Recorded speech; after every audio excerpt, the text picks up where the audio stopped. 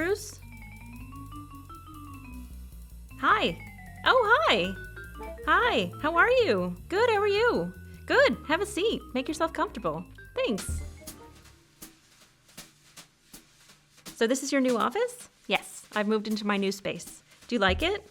I do. So you're a senior now, right? Yes, I am. Getting ready to graduate? I'm ready, but I'm thinking now a lot about my future. I'm leaving Boston, right?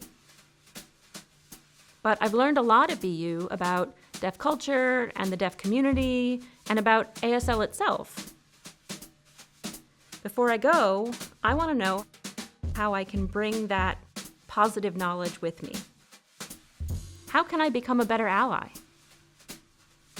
What's your goal these days? Do you still want to be a speech therapist? No, I want to be an audiologist now. An audiologist, okay. Historically, the deaf community has had real struggles with audiologists. Do you know why?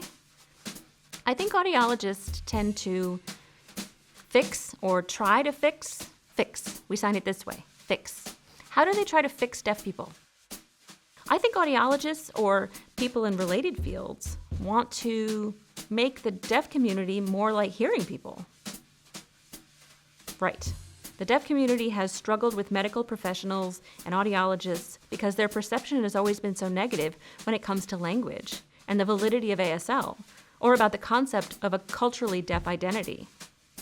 Historically, they've promoted a misinterpretation of deaf people's lives.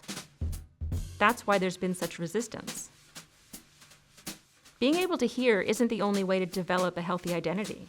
It's important to let a deaf person be who they naturally are, and then you can incorporate what you've learned with your major and provide them with tools so they have balanced information and confidence in themselves with your support.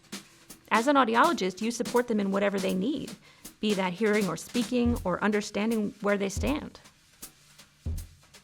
Hearing parents of deaf children are scared of losing their bond with their child.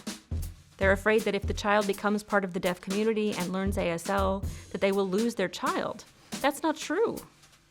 You can work as an advocate for those hearing parents to introduce them to the deaf community and the language and help them see that they don't have to worry.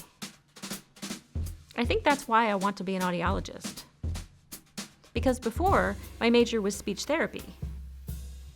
But when I learned about the deaf community, things changed for me a little bit. It's been interesting how the influence, like this, influence. Wait, sign it again?